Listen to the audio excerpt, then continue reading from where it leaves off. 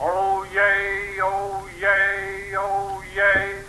Welcome to our first lecture on the Introduction to Government and Politics. Every time I start a lecture, you'll hear that oh yay, oh yay, oh yay. That is what the Marshal of the Supreme Court says as they begin their day.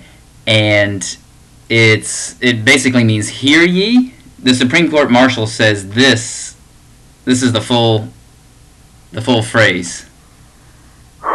The Honorable, the Chief Justice and the Associate Justices of the Supreme Court of the United States. Oh yay, oh yay, oh yay. All persons having business before the Honorable, the Supreme Court of the United States are admonished to draw near and give their attention, for the Court is now sitting.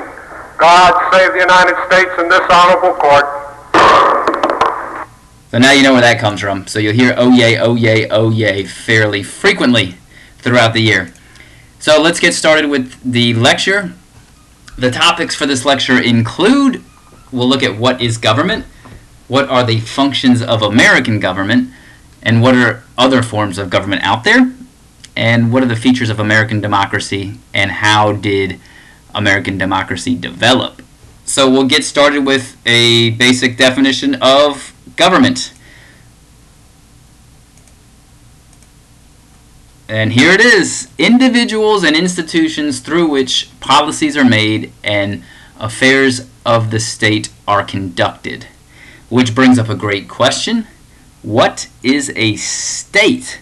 Is this referring to the 50 states that make up the United States? In this case, the definition of state is entirely political. It can mean a country, and most often when you hear geographers talking about other countries, they'll use the word state, but it can also mean states as in the subnational political division, like the state of Virginia. So it can mean a country and it can mean a smaller political division. Implicit in that definition of government is the term citizen, and citizens are members of the political community who, by birth or naturalization, are entitled to freedoms. But with those freedoms come responsibility and duties, like obeying laws, obeying the Constitution, the responsibility to vote, to pay taxes, and in some countries to serve in the military. There are countries around the world that unfortunately are not providing freedoms to their people. Iraq, Syria, and Egypt are countries that have been in the news recently because of government failures. And also, one other major term when considering what a government is politics. And the idea of politics is, it's a major component of government. It's who gets what, when, and how. It's how policy decisions get made. And our good friend, Mr. Larry Sabato, says politics is a good thing. So now that we know what government is, what are the functions of government? And these are all stated in the preamble to the Constitution. The framers were looking to create some sort of mechanism to solve conflicts in an orderly and peaceful manner. There's the debate about how much freedom an individual has to give up in order to have this peaceful and orderly mechanism in place, and that's a complex debate. So here they are. These are the functions of American government. You might recognize this from the preamble. To establish justice. So there's a system of laws. There's a rational dispensing of justice by legal authorities. And a lot of this system of justice, a lot of the rights that people have are laid out in the Bill of Rights. Number 2, ensuring domestic tranquility. There's a constant debate between privacy and security. Providing for the common defense, which was a major weakness in the Articles of Confederation. The President is Commander-in-Chief, Congress can raise an army, promoting the general welfare. The concept of this idea has changed as government has grown. In more recent times, government provides services that a lot of the framers wouldn't recognize. And the last one is to secure the blessing of liberty. Citizens are free to criticize and petition the government. Now, of course, there are other forms of government around the world. An autocratic government, an autocracy, is where individuals hold power. And there's two examples here. There's a monarchy. It could be an absolute monarchy or a constitutional monarchy with a king or queen, usually ruling in the interest of his or her subjects. And this form of government, this monarchy, was rejected by the framers. Another autocratic government is totalitarianism, where the leader has unlimited power and individuals have no personal rights or liberties. These tend to be ruled in the name of a religion, an ideology, or a cult of personality, the totalitarian leaders. There's also, in contrast to an autocracy, there's an oligarchy, where those with wealth, status, or military position rule in their self-interest. There's an aristocracy, which is similar to an oligarchy in this idea of a group, although status in an aristocracy is based on achievement, and the rulers typically rule in the interest of their subjects. There's a theocracy, which is ruled by a religious leader, and Iran is an example of a country that currently has a theocracy.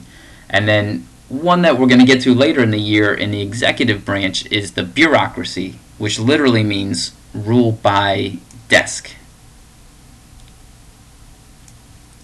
So where did the ideas come from for American government? And currently, we know that American democracy, the word democracy is Greek. It literally is made up of the pieces that are power and people. Demos are people, kratia, power. There's two types of democracy. There's a direct democracy, where individual citizens have the power to make decisions themselves. And then there's an indirect democracy, which is what the United States has, where power is given to people's elected representatives to make decisions.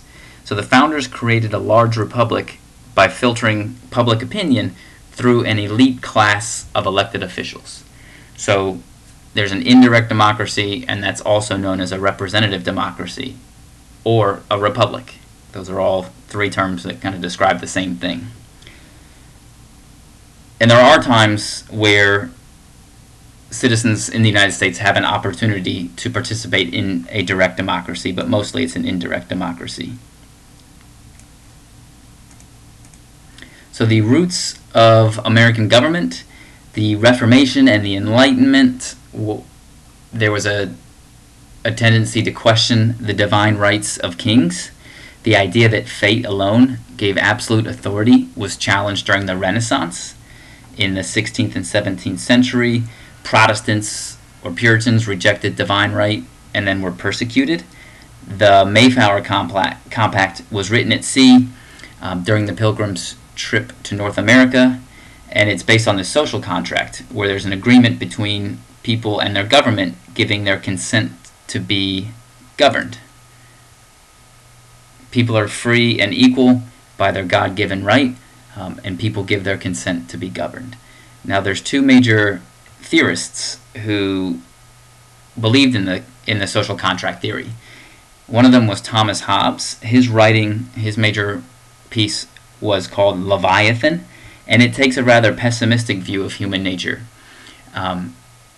Submitting to the power of one strong leader would create order and safety.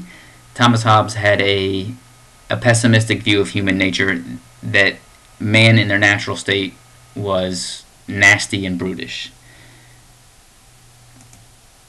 Another thinker who believed in social contract theory was John Locke, and he came up with this idea of natural rights, and these natural rights were what formed the basis for the Declaration of Independence. That document is often called Pure Locke, and a lot of his ideas about social contract and natural rights come from his writing the second treatise on government, on civil government. And also there was Montesquieu, whose ideas about separation of power played a role in forming the American system of government. So this class is not a history class. We're not going to get too detailed into the American Revolution, other than to review that with social contract, Hobbes, Locke, and Rousseau agreed about a social contract, but they disagreed about their form of government. Hobbes favored a strong leader, whereas Locke and Rousseau favored less centralized power, and the colonists favored this less centralized power as a reflex to the monarchy. So without getting into too much detail about the history behind the American Revolution, here are a couple examples of democracy in the American colonies. The Virginia House of Burgess was the first representative assembly in North America. This is where the idea of no taxation without representation came from. Most men were allowed to take part, but it's a representative assembly, so it's indirect democracy. And then there were New England town hall meetings. This is an example of direct democracy, where everybody in that town would go to the meeting and then have a vote directly on the issue. But as we mentioned before, eventually a system of indirect or representative democracy was used, where people were represented by the wealthy and the educated. And this is known as a republic. Okay, that's it for the first lecture. Hope it helped. Good luck studying.